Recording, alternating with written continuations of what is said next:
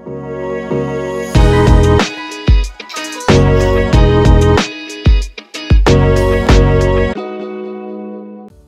Welcome to Filo. I am Varun Kumar. आज के lecture में हम परम्यूटेशन एंड कॉम्बिनेशन का एक मोस्ट इंपॉर्टेंट टॉपिक है सर्कुलर परम्यूटेशन, उस पे based JEE mains and advance के लिए मोस्ट इंपॉर्टेंट क्वेश्चंस करने वाले हैं। Illustrations on circular permutation. First question है, let 10 persons are to be seated around a circle, find number of ways। First part है no restriction, ठीक है। 10 persons को हमें एक सर्कल में अरेंज करना है। अगर कोई भी रेस्ट्रिक्शन नहीं है तब तो हमारा आंसर हो जाएगा, फर्स्ट पार्ट का आंसर हो जाएगा 9 फैक्टोरियल। n लोगों को अगर हमें एक सर्कल में बैठाना होता है तो आंसर होता है n-1 फैक्टोरियल। अब अगर मैं 10 लोगों को एक सर्कल में बैठा रहा हूं तो क्लॉकवाइज और एंटी क्लॉकवाइज में तो डिस्टिंग्विश कर पाएंगे, तो इसीलिए आंसर होगा 9 फैक्टोरियल। अब सेकंड पार्ट है, if ABC are seated together. ये जो 3 लोग हैं, मतलब 10 में से 3 लोग हैं एबीसी, ये 3 लोग हमेशा साथ बैठने चाहिए। तो हम क्या करेंगे, एबीसी ये 3 लोग हमेशा एक साथ बैठने चाहिए, तो इनको टाई करके हम एक यूनिट मान लेंगे, यूनिट 1। तीनों को टाई कर दिया और एक यूनिट बोल दिया। एक यूनिट का मतलब एक आदमी बोल दिया, ठीक है। और बाकी मेरे पास 7 पर्सन्स और हैं, 7 पर्सन्स और हैं, 7 बचे हुए पर्सन्स और एबीसी को टाई करके 8 पर्सन बोल दिया हमने, तो टोटल मेरे पास 8 पर्सन्स हो गए। टोटल मेरे पास 8 पर्सन्स हो गए। इन 8 पर्सन्स को अगर मेरे को एक सर्कल में अरेंज करना है तो आंसर क्या होगा, आंसर होगा 7 फैक्टोरियल। ये बात ठीक है। 7 फैक्टोरियल वेज से तो मैंने एक सर्कल में अरेंज कर दिया। अब क्या होगा, ये जो एबीसी, ये जो 3 पर्सन है, ये भी अपना लोकेशंस को इंटरचेंज कर सकते हैं। तो ये 3 पर्सन कितने वेज से अरेंज होंगे, इन 3 लोगों को अगर मेरे को अरेंज करना है तो आंसर विल बी 3 फैक्टोरियल। अब देखो, जब ये 3 लोगों को अरेंज करना है तो आंसर 2 फैक्टोरियल नहीं होगा, 3 फैक्टोरियल होगा, ठीक है।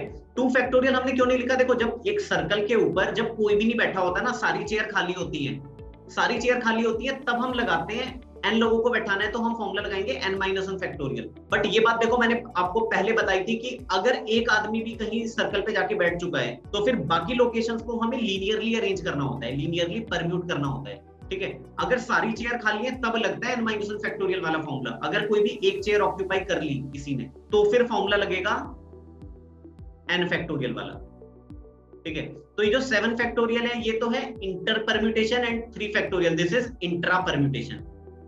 थर्ड पार्ट, तो ये जो सेकंड क्वेश्चन है इसमें हमने टाई मेथड लगाया है, this is tie method. Third question है, if no 2 of ABC are together, मतलब एबीसी इन 3 बच्चों में से कोई से भी 2 बच्चे हमेशा एक साथ नहीं बैठने चाहिए। तो देखो, जब कभी इस तरह का क्वेश्चन आ जाए ना, नो 2 ऑफ, तो हमें लगाना होता है गैप मेथड। गैप मेथड लगाएंगे। गैप मेथड लगाने के लिए हमें क्या करना होता है, एबीसी ये जो 3 बच्चे हैं ना, इन 3 बच्चों को रूम से बाहर भेज दो, इन 3 बच्चों को रूम से बाहर भेज दो। अंदर रूम में कौन है, 7 बच्चे हैं, 7 बच्चे रूम के अंदर हैं।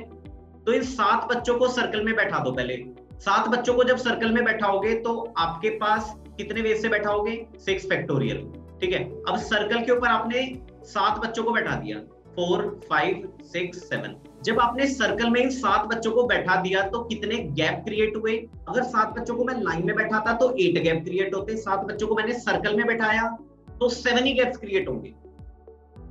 अभी जो 7 गैप आपको दिख रहे हैं, ये पहला गैप, ये दूसरा gap, third gap, fourth gap, fifth gap, sixth gap, seventh gap, ये 7 गैप है। अब मैं बोलूंगा एबीसी तुम 3 बच्चे जो हो तुम इन गैप्स में जाके बैठ जाओ, तो एबीसी मेरे को बोलेंगे कि ये तो सामने तो 7 गैप्स दिख रहे हैं, कौन से 3 गैप में जाके बैठे। तो हमने 7 गैप में से 3 गैप सिलेक्ट किए और 3 फैक्टोरियल वेज से 3 गैप और 3 बच्चे, तो 3 फैक्टोरियल वेज से बैठा दिया। अब अगेन 3 फैक्टोरियल ही लिखेंगे, 2 फैक्टोरियल नहीं लिखेंगे, क्योंकि अगर सर्कल में एक भी आदमी बैठ चुका है उसके बाद तो फिर सारी चीजें लीनियरली अरेंज होंगी, ठीक है। सर्कल में 7 आदमी पहले बैठ चुके हैं तो बाकी बचे हुए 3 बच्चे तो आपको 3 फैक्टोरियल वेज से बैठाने होंगे। बहुत इंपॉर्टेंट क्वेश्चन है, ठीक है। तो तीनों पार्ट बहुत अच्छे से आपने कर लेने हैं। सेकंड क्वेश्चन है, find number of ways of forming a necklace with 5 beads taken from given 10 different colour beads, ठीक है। मेरे पास 10 डिफरेंट कलर के बीड्स हैं, मेरे को इनमें से 5 बीड्स से एक नेकलेस बनाना है, ठीक है। तो देखो, पहले तो मैं 5 बीड्स को सिलेक्ट करूंगा, तो 10 बीट्स में से मैंने 5 बीट सिलेक्ट कर लिए।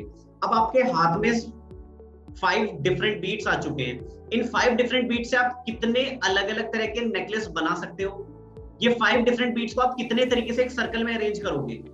तो आंसर आना चाहिए 5 - 1 फैक्टोरियल। बट जब बीट्स इन अ नेकलेस होता है तो क्लॉकवाइज और anti clockwise can not be distinguish. Clockwise वाले अरेंजमेंट और एंटी क्लॉकवाइज वाले अरेंजमेंट को हमें सेम मानना होता है, तो इसीलिए मेरे को एडिशनल 2 से डिवाइड करना पड़ेगा। तो आंसर आ जाएगा 10c5 × 4 फैक्टोरियल डिवाइडेड बाय 2। आज के लेक्चर में हमने सर्कुलर परम्यूटेशन के question number 1 and question number 2 complete किया है। नेक्स्ट लेक्चर में हम क्वेश्चन नंबर 3 एंड 4 करेंगे। अगर ये क्वेश्चंस आपको समझ आए हैं तो please like and share the video, और इस तरह की और इंटरेस्टिंग वीडियोस के लिए आप फिलो यूट्यूब चैनल को सब्सक्राइब कर सकते हो।